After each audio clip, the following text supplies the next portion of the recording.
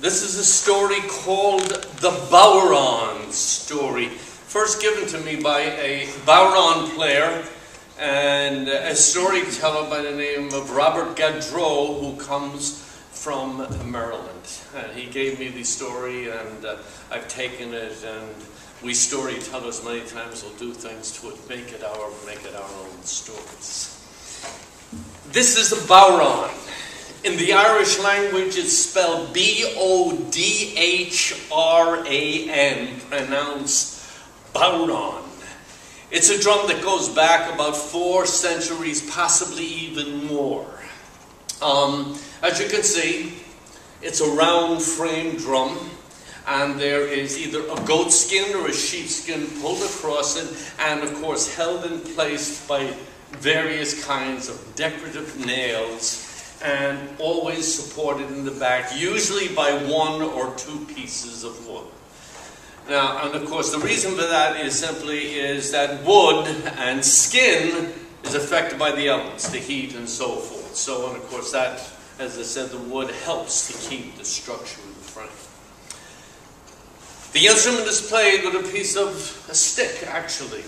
It comes in different varieties, size, and forms, depending on what the Bodhra player likes, what he or she is comfortable with. It is held in the hand the same way you would hold a pen or a pencil. Eventually, this piece of wood became called a tipper. It's literally because you tip the instrument to get the sound, whether you tip down or you tip up. And the motion in it, very simply, is very much as if you were taking your hands and you were snapping your wrists as if you were trying to get water of it. And of course, as time goes by, the motion in it becomes faster. Now, at one time in Ireland, there were no tippers. People played the instruments with the tips of their fingers or their thumbs, and you basically got the same response from it. So it would sound something like this.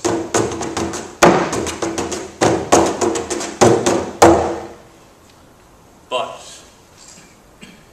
the tipper was invented, and that is a very interesting story. Now, still today, if you go to Ireland and you're looking for great traditional music, you will still hear the people say, if you want music, you go to the County Clare. Now, that's not to say you won't find good traditional music in other parts of Ireland, but the County Clare has a great tradition of wonderful music, wonderful musicians, and wonderful Bodhra playing families. And it's said that anywhere you go over the County Clare, fathers, brothers, sisters, aunts, uncles, and you will find Bodhra players everywhere. Particularly McNamara's. The McNamara family became very famous for being great Bodhra players. All of their relatives played the Bodhra. And it is said of the McNamara's, the greatest of them all was a man by the name of Stevie McNamara, or Stevie Mac, as he was called. Now, when Stevie Mac played his Bodhra and played his tunes and his music and so forth, it was so wonderful, so lilting, so grand, that when people heard it, they couldn't help themselves. They had to get up and dance and move to the music. Even the elderly, who might have felt it a little difficult to move when they heard Stevie Mac's playing, they just had to get up and to move. Now, when Stevie Mac was a young man, he lived outside of his hometown of Innisdiamond in County Clare. Now, if you went past Stevie Mac's house, you would have noticed that it was in need of repair. Maybe the roof needed to be thatched. The weeds hadn't been picked from around the house for a long time. The grass hadn't been cut. And the reason was Stevie Mac was always off playing the music. Every day he would wait until he got news as to where the next wedding was, or a céilí. A céilí in the Irish language means a gathering to come together to celebrate. Well, as soon as Stevie Mac got the announcement, He dressed himself, put on his long brown coat. He always wore his long brown coat. Took his bowron, put it under his arm, hummed a tune to himself, and was gone. And the house and the work in the house would have to wait until later. Now, on this particular occasion, Stevie Mac had been out very late, playing at a Kelly with his friend Charlie O'Connell. And when he came home, he fell into a very deep sleep and didn't wake up until later the following afternoon. And he sat up in the bed. "Oh Lord, I'm supposed to be playing at the Shannon wedding tonight. I better move myself." And with that, he jumped out of the bed, dressed himself, put on the long brown coat, put the bowron under his arm, and in this case, Stevie Mac went out the window of the first room of his house. Now, remember I told you he didn't take care of the house very well, so much so that the branches and the limbs of the trees came right up to the window. So he opened up the window, out he went, and was gone.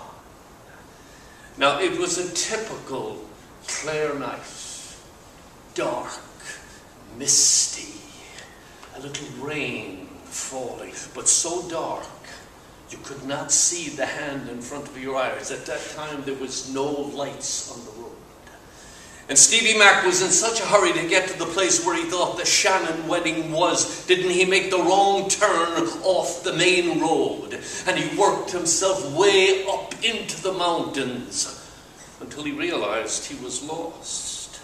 "Well, I've been all over the County Clare in my lifetime, and I don't remember a place like this."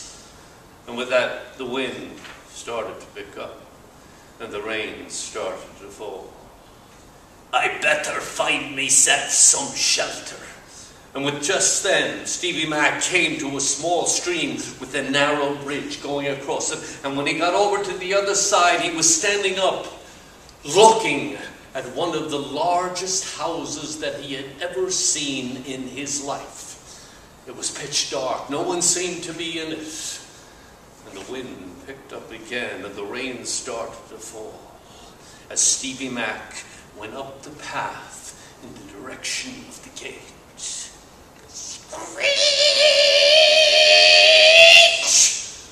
He barely could get the gate open because of the rust that had been on it for years. And when he got up to the door, he knocked on it, and magically by itself, it opened. And Stevie Mac walked into the house, pitch dark. He reached into his bag and he pulled out a candle and matches. Now, Bowron players always carried candles and matches simply because if the skin got soft, the heat from the candle would tighten it again. And Stevie Mac took the candle and he worked his way through all of the rooms until he came to one very large room, a place where you might have a banquet or a great party. And at the end of that room, a very large fireplace with one single chair. "Well, it's for sure I'm not going to get to the Shannon wedding tonight, but I'm going to sit here, play myself a few tunes to keep myself company." And Stevie Mac took off the long brown coat, took out the bowron and started to play one of his favorite tunes.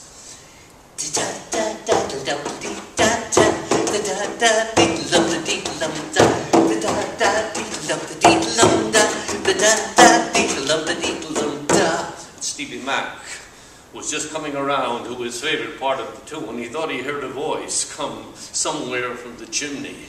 "Oh, that's not my voice. Ah, sure, it must be the wind coming down the chimney."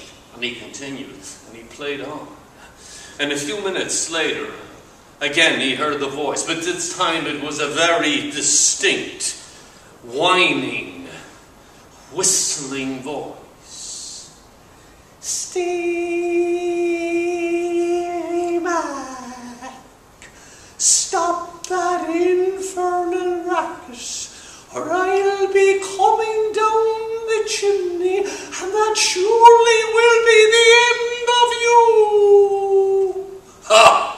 said Stevie Mac. No one tells me when to finish the tune. The tune is finished when it's over. And he continued to play on.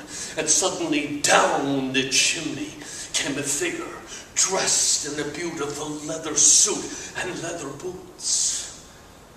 But it had nothing around its neck. For you see, it had no head. And as surprised as Stevie Mac was, he continued to play on.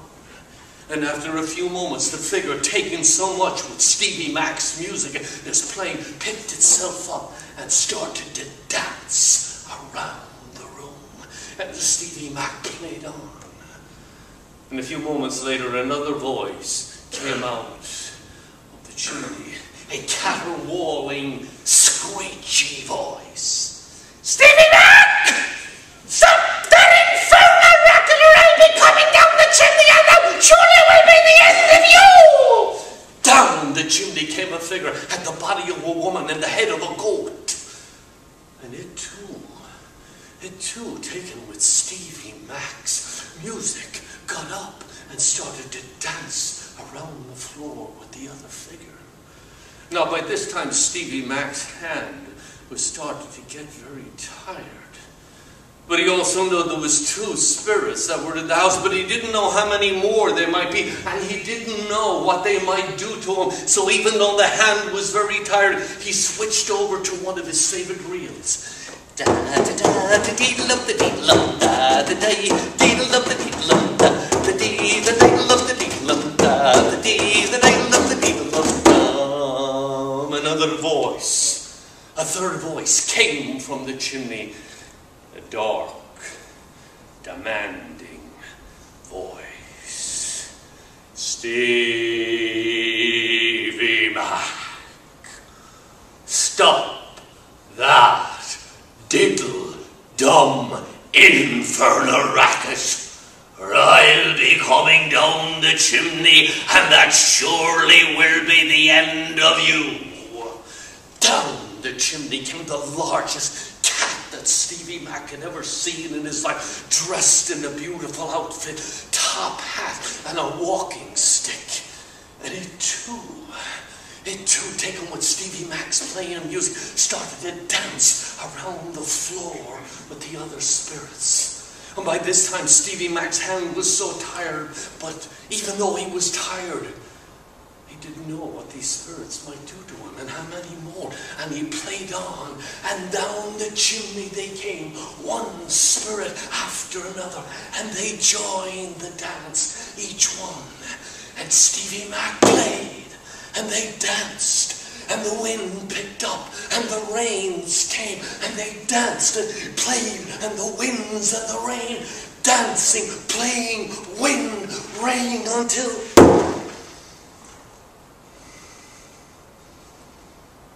Stevie Mac could play no more.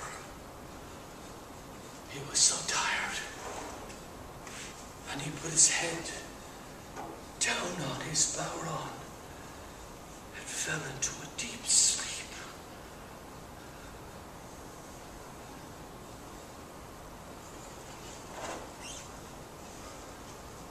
When he woke later, he looked around, and there on the floor were all the spirits, fast asleep, knocked out from their great night of dancing. And as the light of the new day came through the window, each one of them picked themselves up and disappeared into the morning air.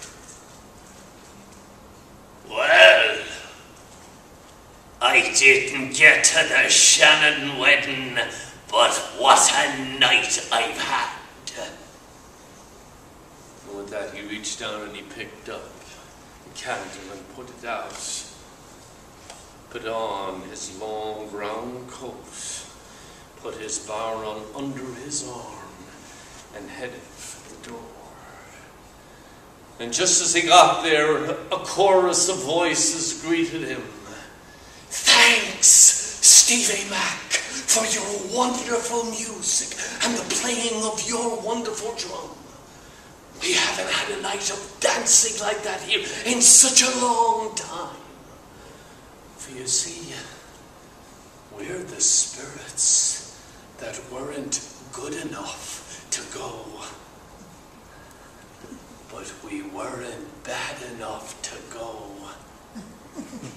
So we have been, in a sense, in a kind of purgatory, waiting. But now, because of you and your music and your drum, we've danced all of our sins away, danced all of our wrongs away, and we can make our way up to heaven. But Stevie Mac, we noticed while you were playing, your hand got very tired. So we have something to help you. And suddenly before him appeared this unusual piece of wood. And one of the unseen spirits came, took it and put it in his hand and showed him how to play it on his drum. Good luck to you, Stevie Mac. And may the blessings of the drum and of your music stay with you and your children as long as there is music in Ireland. Well, as you can imagine, Stevie Mac had quite a story to tell when he got home. And it wasn't long until almost every Bodhra player from County Clare to County Cork and back was playing the Bodhra with this little piece of wood, which they called a tipper. Now there's still Bodhra players in places throughout the world that some of them still play with the tips of their fingers and their thumbs. But most of us use this piece of wood called a tipper. And it's all because of the night that Stevie McNamara got lost on his way to the wedding. Thank you very much.